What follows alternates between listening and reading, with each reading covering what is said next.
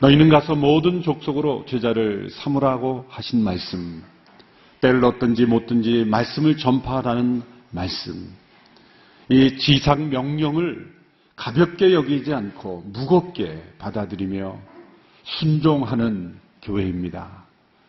이 말씀을 무겁게 받아들이며 달려온 지난 30년을 통해서 하나님께서 놀라운 일들을 행하셨음을 인하여 감사를 드립니다. 2,000명의 선교사의 파송의 비전은 한 교회가 품기에는 너무나 큰 부담과 그리고 무거운 비전이었습니다. 그러나 무겁다 여기지 않고 힘들다 불평하지 않고 묵묵히 순종해온 지난 온누리교회 역사의 걸음을 통해서 하나님은 온누리교회를 사용하셨고 또 축복하셨고 건강한 영성을 가진 교회로 주님의 말씀에 순종하는 교회로 지금까지 인도함을 받았다고 믿습니다. 한 교회가 교회되어지는 것, 한 성도가 성도다워지는 것은 주님의 말씀을 얼마나 무겁게 받아들이냐이죠. 말씀의 권위가 얼마나 살아있느냐가 중요한 것입니다. 한 교인이, 한 지도자가 이끌어가는 교회가 아니라 말씀이 이끌어가는 교회, 또 말씀 속에 있는 하나님의 비전이 이끌어가는 그 교회가 될 때 교회는 교회다워지는 것이죠. 한 목사님이 꿈꾼 교회가 바로 그런 교회입니다. 어떤 사람 지도자에 의해서 좌우되는 교회가 아니라 말씀으로부터 나온 하나님의 비전이 모든 성도들의 가슴에 새겨지고 그 비전에 따라 움직여지고 나아가는 교회, 그것이 온누리교회의 비전입니다. 하나님의 말씀으로부터 나온 비전이 우리의 삶을 움직이고 또 교회를 움직여가는 가장 강력한 힘이 될 때 교회는 건강할 수밖에 없습니다. 우리 개인의 믿음도 건강할 수밖에 없습니다. 때로는 하나님께서 온누리교회를 이 선교의 부르심을 가진 교회로 부르셨을 때 때로는 무겁고 힘들고 이 모든 것을 어떻게 감당하나 우리 자신을 생각하면 감당할 수 없습니다.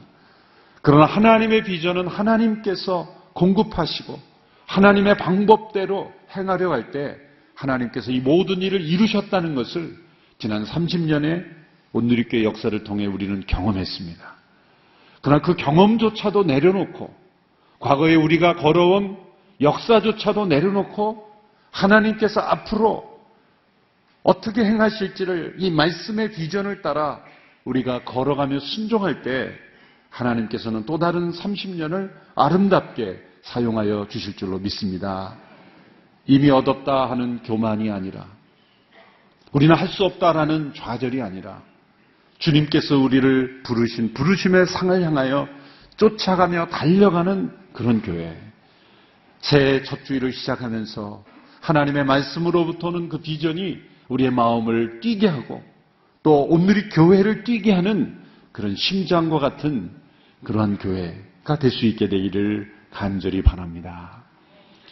온누리교회 선교의 역사는 전 세계에 찾아볼 수 없는 그런 한 교회로서 충성을 다한 아름다운 선교의 헌신의 역사였습니다. 순종의 역사였습니다.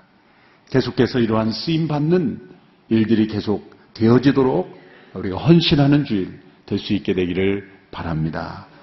새해를 좀 가볍게 시작했으면 하는 그런 마음도 있지 않습니까? 가벼운 마음으로 시작해봐야 세상에 휩쓸릴 뿐입니다. 주일날 하나님의 비전을 무겁게 받아들일수록 우리는 세상에서 중심 잡고 승리하는 교회가, 승리하는 성도가 될 줄로 믿습니다. 하나님의 복음 전파에 있어서 가장 위대하게 쓰임받는 인물이 있다면 사도 바울일 것입니다. 아시아와 유럽 대륙을 관통하여 많은 사람들에게 복음을 증거했을 뿐만 아니라 그의 행적과 또 그의 서신들이 신약 성경의 3분의 2의 분량으로 기록되어서 오늘 이 시대에도 성령님께서 역사하시는 통로가 되었다는 것.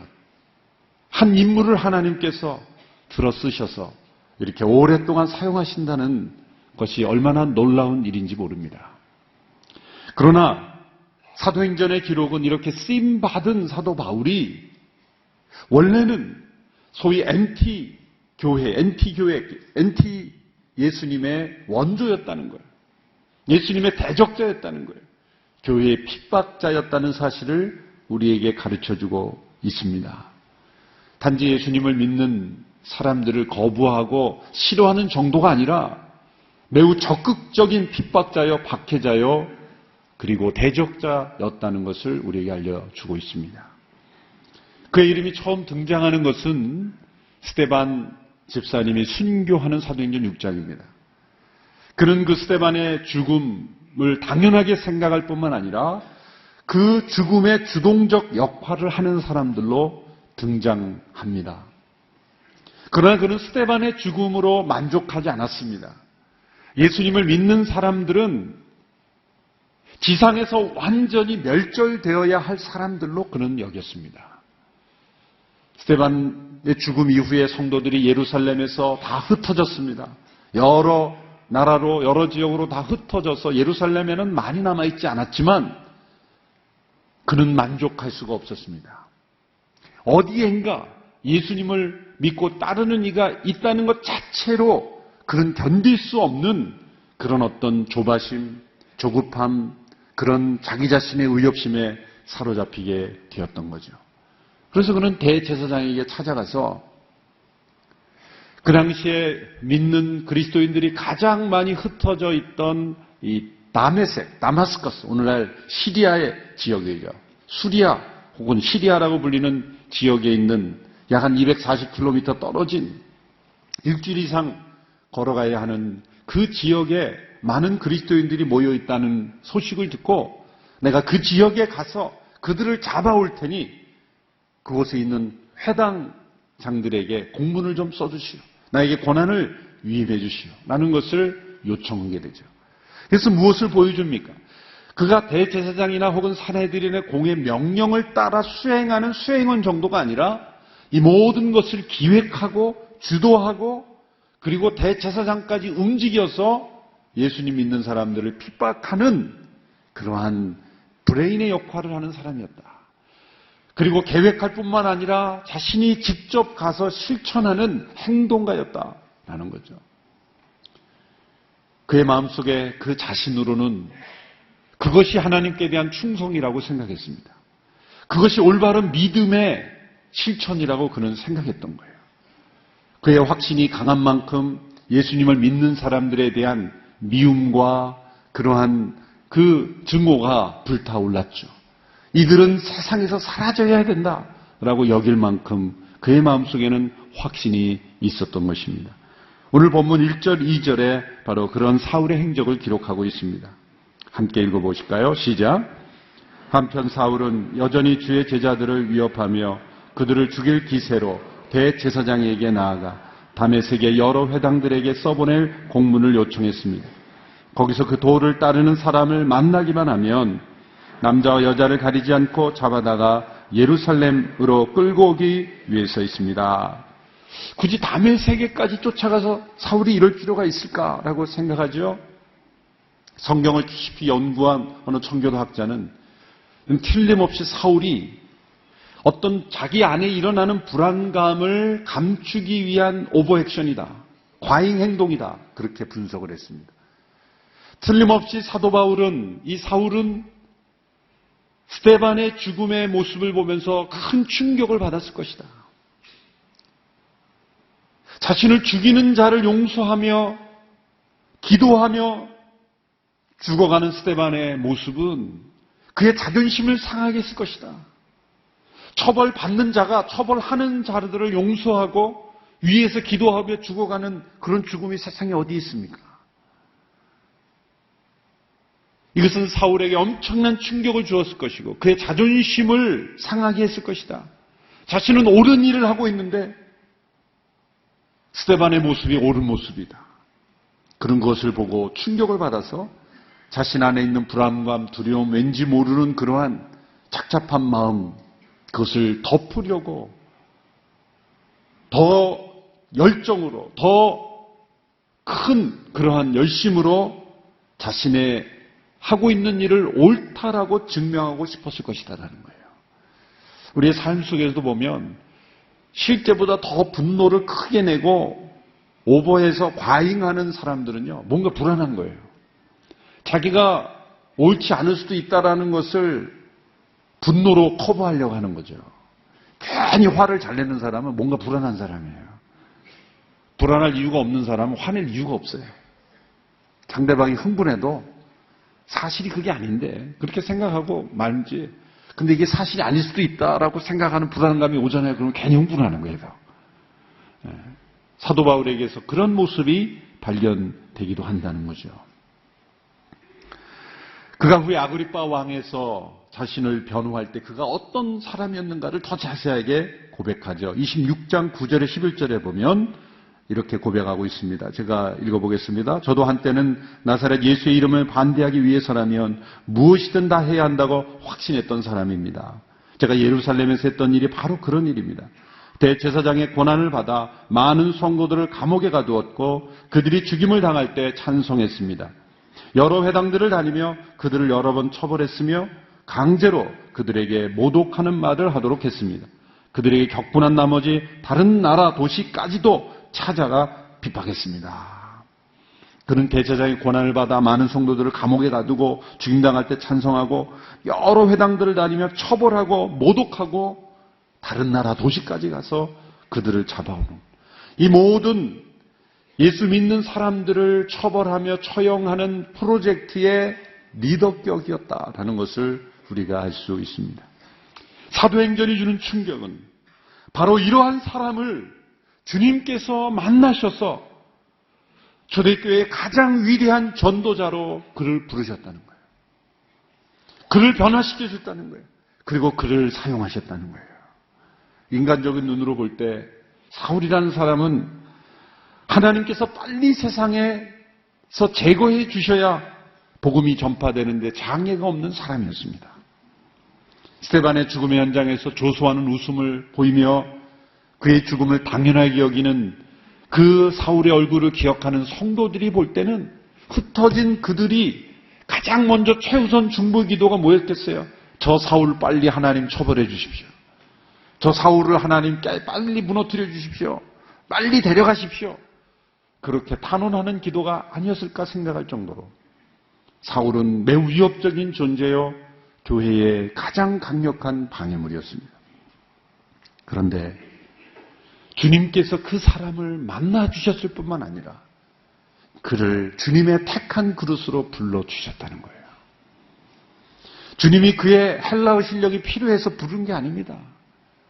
어떤 경우 우리는 착각할 수 있어요. 사도 바울이 헬라어를 능통했기 때문에 하나님이 그를 부르셨다? 천만에요. 저도 약간 그렇게 생각했던 경우가 있었어요. 천만에요. 하나님이 헬라어 잘하는 사람을 필요하셨다면 베드로에게 헬라어 방언을 주셔서라도 사역하실 수 있는 하나님이세요. 그의 헬라어 실력이 독보적이기 때문에 주님이 그를 부탁하신 거 아닙니다. 그의 다문화 체험이 있었지만 그것 때문이 아닙니다. 그에게 해박한 율법 지식이 있었지만 그에게 율법 지식이 있었기 때문에 그를 부르신 것도 아닙니다. 주님이 그를 복음 전도자로 부르신 유일한 이유는 그가 복음의 가장 큰 대적자였기 때문이에요. 나머지 요소들은 다 부수적인 겁니다. 그의 언어 능력, 문화 능력, 율법 지식 때문에 부른 것이 아닙니다. 부르셨는데 그러한 조건이 있었기에 쓰임받았을 뿐입니다. 그 모든 주님의 감찰하심 가운데 그를 부르셨다는 거예요. 내가 이러한 것들을 갖추면 주님이 나를 사용하실 것이다. 그것도 잘못된 판단일 수 있어요. 주님의 부르심이 먼저 분명해야 나에게 있던 어떤 조건도 주님이 쓰시는 조건이 되는 겁니다. 주님으로부터의 분명한 부르심, 주님의 나라에 대한 온전한 확신이 없는 그러한 나 자신의 능력은 때로는 걸림돌이 될 수도 있어요. 때로는 우리가 교만하게 되는 근거가 될 수도 있습니다. 나 자신을 의지하는 그러한 어리석음을 범하는 일이 될 수도 있습니다. 주님은 돌들로도 아브라함의 자손이 되게 하고 소리 지르게 하실 수 있는 하나님, 그 하나님이시기에 우리의 자원과 우리 자신의 능력을 의지하지 않고 전적인 주님의 능력과 부르심을 따라 쓰임 받는 것이 우리는 철저하게 기억해야 될 줄로 믿습니다. 여러분, 오늘 교회가 많은 성도가 모이고 헌금을 많이 할 수 있기 때문에 선교에 쓰임 받을 수 있다. 이 착각입니다. 우리가 선교에 헌신하고 주의 부르심을 따라 온전히 순종하기 때문에 주님께서 모든 것을 더해 주시는 거예요. 착각하면 안 됩니다. 그래서 많은 교회들이 이것을 뒤집어서 생각하죠. 우리 교회는 아직 연약하기 때문에 선교 못하고, 우리 교회는 아직 사람도 많이 모이지 못하기 때문에 이제 어느 정도 규모가 되고 헌금이 모이면 선교해야지. 이 벌써부터 순서가 바뀐 거예요. 우리 속에 어떤 조건이 갖추고 능력이 갖추면 그때 할 수 있는 게 선교 아니죠. 이미 부르심을 받지 못한 거예요. 몇 명의 성도가 모이건 헌금이 어느 정도 거치건 우리의 능력이 어떻건 상관없이 주님의 부르심에 온전히 순종하며 나갈 때 하나님께서 모든 것을 더해 주시고 채워 주시는 겁니다. 큰 교회가 빠지는 착각과 교만이 거기에 있는 거예요. 우리가 성도들이 많기 때문에 우리는 뭐든지 할 수 있어. 엄청난 교만이죠. 그러니까 주님보다 앞서가고 주님이 원하시지 않는 일을 하고 주님이 기뻐하시지 않는 일들이 일어나는 거예요. 거기에 속으면 안 돼요. 우리 자신이 속으면 안 돼요. 우리는 절대 우리 자신을 바라보며 우리 자신의 힘으로 무엇인가를 할 수 있다고 생각하는 교회가 되어서는 안 된다고 믿습니다. 우리는 가지일 뿐입니다. 우리의 능력은 그냥 붙어 있는 거예요. 우리의 승리의 비결은 오직 포도나무이신 주님께 붙어 있는 그것 하나가 유일한 능력인 줄로 믿습니다. 주님이 사울을 부르신 것은 그의 능력 때문이 아니었습니다. 그의 헬라어 실력이 탐나서도 아니었습니다. 내가 이런 능력을 갖추면 주님께서 이 능력 때문에 나를 부르실 것이다. 아닙니다. 주님을 만난 자가 그에게 있는 모든 것을 하나님께 쓰임받을 수 있을 뿐이에요. 그 예민한 순서를 우리가 잊어버리면 안 된다고 믿습니다. 이렇게 완고하고 편협하고 그리고 자신의 이념에 사로잡힌 이 무서운 사울을 주님께서 만나 주십니다. 주님께서 산상수훈에서 이렇게 말씀하셨죠. 너희를 핍박하는 자를 위하여 기도하고 축복하라. 주님은 자신이 행하시지 않는 것을 말씀하시는 분이 아닙니다. 저희 같은 목사들은 행하지도 못하는 것을 맨날 막 목청껏 설교하고 그러지만 주님은 목청 높이 자라도 스스로 행하시지 않는 것을 하라고 말씀하시는 분이 아니에요. 원수를 위하여 사랑하고 핍박하여 기도하라는 주님은 실제로 그 당시에 가장 큰 예수님의 대적자의 원수였던 사울을 위해서 기도하셨고 그를 용서하셨고 그를 품고 그를 대적자를 대리자로 주님의 전도자로 부르신 주님이세요. 얼마나 놀라우신 분이십니까? 3절에서 6절의 말씀을 보십시오. 주님께서 그를 갑작스럽게 찾아오십니다.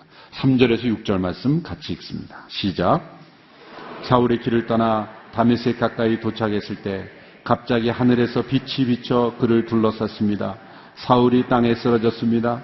그때 그는 사울아 사울아 내가 왜 나를 핍박하느냐 하는 음성을 들었습니다. 사울이 주여 누구십니까? 라고 묻자 나는 내가 핍박하는 예수다. 지금 일어나 시내로 들어가라. 내가 해야 할 일을 일러줄 사람이 있을 것이다 라고 대답하셨습니다.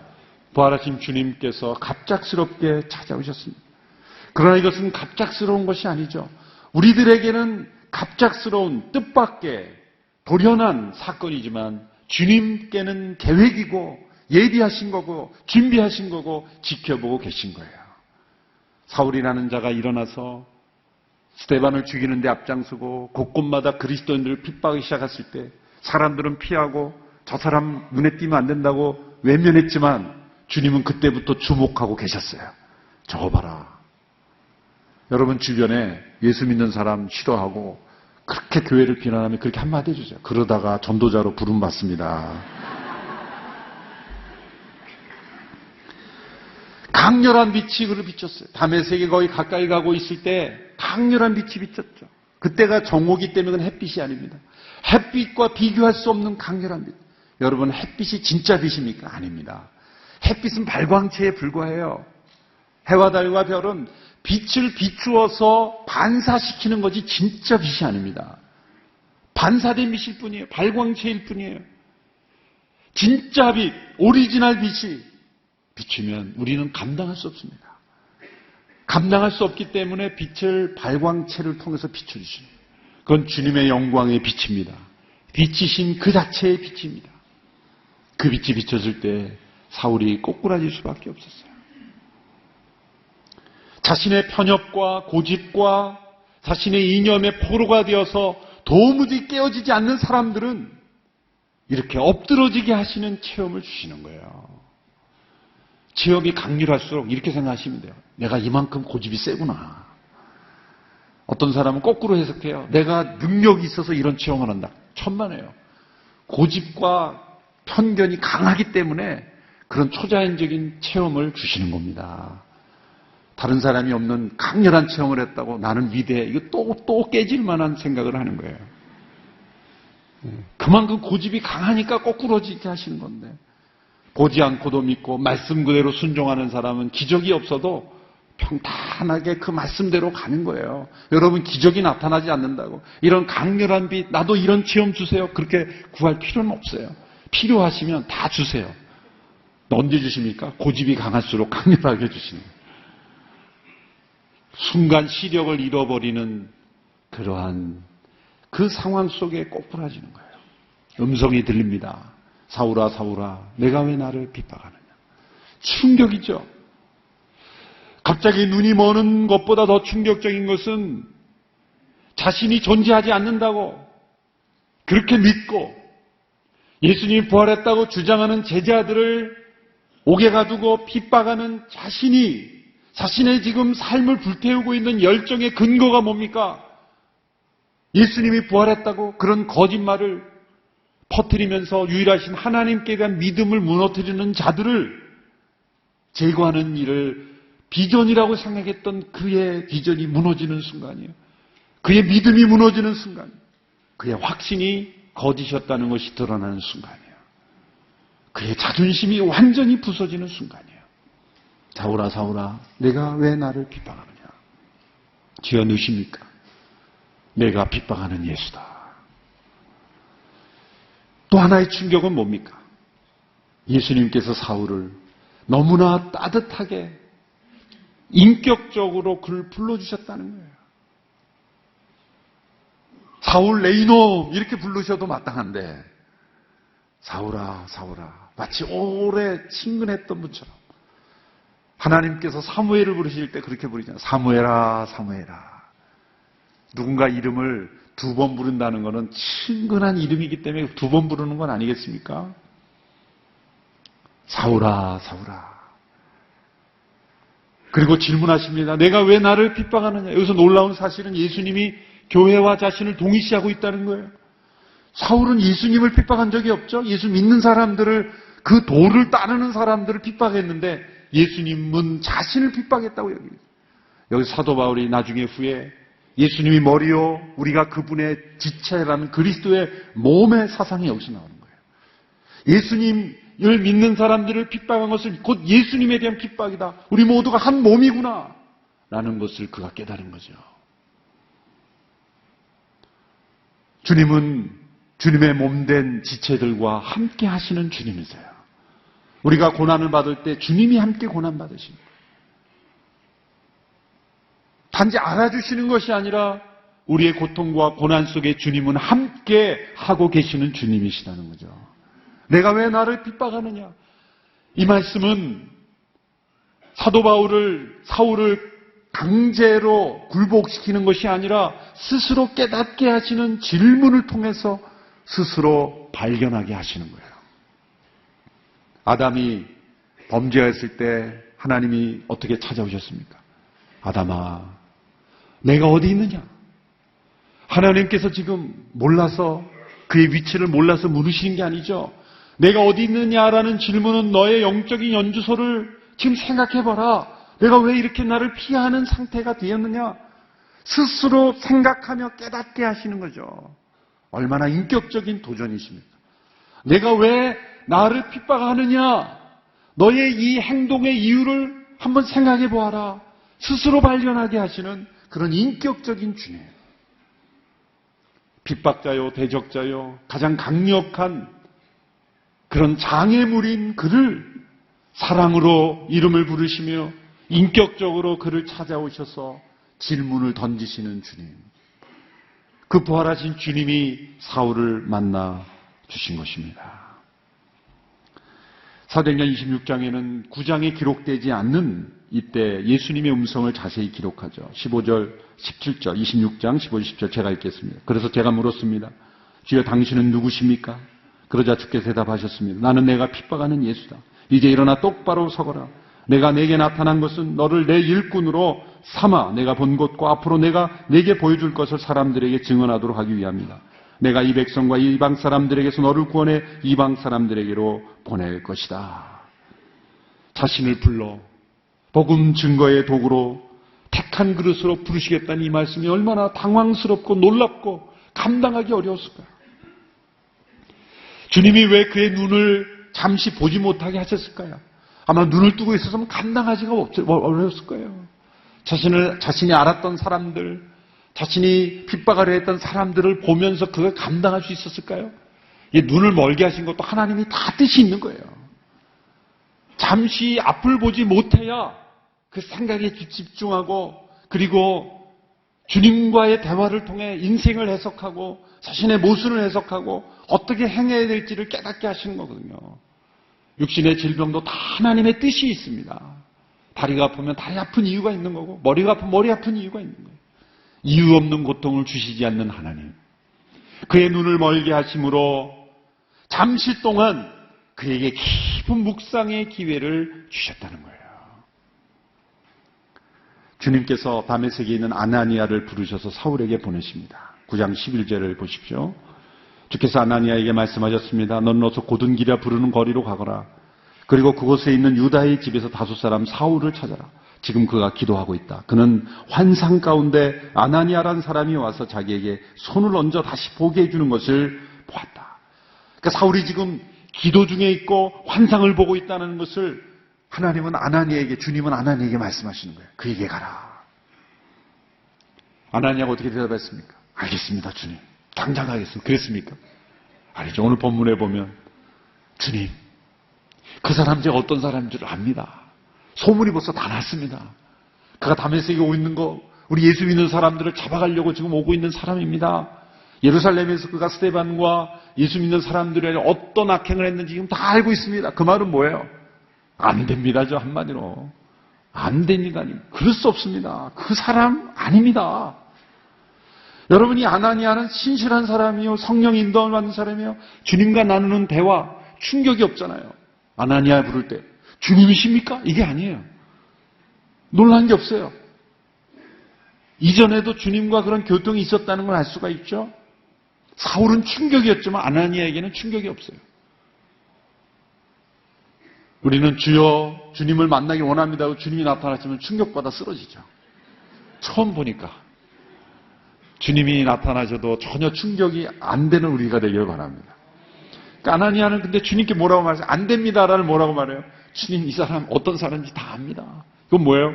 이 사람은 아닙니다. 여러분, 우리가 선교를 한다고 하면서도 아나니아와 같은 시각을 여전히 가지고 있어요. 저 무슬림에게 무슨 복음을 전해? 저 글도 모르는 사람에게 복음이 필요합니까? 저 악한 사람들에게 무슨 복음을 전한다 그럽니까? 아나니아의 시각이죠.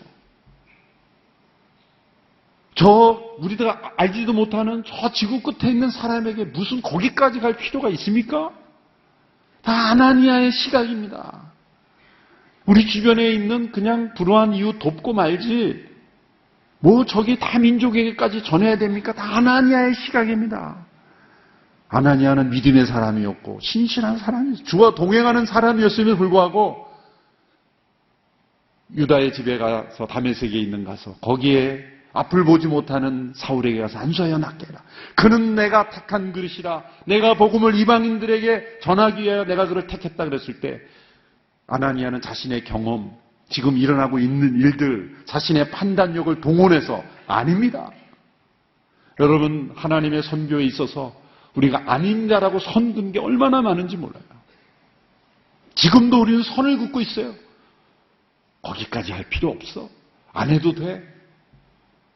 우리의 판단에 따라서 누군가 저 북한 정권에 있는 사람들에게 복음을 전하려 할 때 그거 내버려둬. 안 해도 돼. 그럴지도 몰라요. 다 제한하는 거죠. 저 사람은 핍박자요, 대적자요, 방해자요, 주님의 나라의 방해꾼인데 저 사람에게까지 아닙니다. 여러분, 우리가 선을 긋지 않게 되는 저희들이 되기를 바랍니다. 주님께는 제한이 없어요. 오히려 그것을 역전시키셔서 그를 불러서 복음의 그릇으로 쓰시는 위대하신 주님의 마음을 품는 우리가 되기를 축원합니다. 사울은 그리스도인들을 붙잡으러 갔지만 그리스도께 붙잡힌 자가 되었습니다. 그리스도를 핍박하는 자였지만 이제는 그리스도를 위하여 핍박을 받는 자가 되었습니다. 그는 육신의 시력을 잃었지만 영적인 시력을 얻게 되었습니다. 그가 변화되는 것은 불가능한 것 같았지만 그런 대작자였지만 주님이 그를 대리자로 부르셨습니다. 그런데 우리는 사울을 보면서 나는 아니지라고 생각할지 모릅니다. 나는 이처럼 예수 믿는 사람 핍박한 적도 없고 교회를 방해한 적도 없다고 생각하십니까? 아닙니다. 우리의 무관심으로 우리는 대적자였고 불순종으로 대적자였고 이 아나니아와 같은 모습으로 또 대적자였어요. 우리 모두를 주님께서 대적자인 우리를 사울과 같은 대적자인 우리를 대리자로 증거자로 전도자로 우리를 불러주셨어요. 오늘의 교회를 그런 부르심으로 불러주셨습니다. 너는 나의 택한 그릇이라. 이 시대의 선교를 위해서 택하여 세운 그릇인 오늘의 교회가 이 사명을 온전히 감당하는 순종하는 우리 모두가 되기를 주님의 이름으로 축원합니다. 기도하겠습니다. 하나님 아버지, 사울을 불러 복음 증거자로 부르신 주님, 대적자를 대리자로 부르신 주님이 복음의 대적자였던 우리들을 불러 주님의 복음 증거자로 공동체로 불러주신 것을 감사합니다. 복음을 몰라 예수님을 몰라 대적자로 살아갔던 저희들 이제 예수님을 알고 믿고 증거자로 불리셨사오니 이 부르심에 충성하는 우리 모두가 되게 하여 주시옵소서. 예수님의 이름으로 기도합니다. 아멘.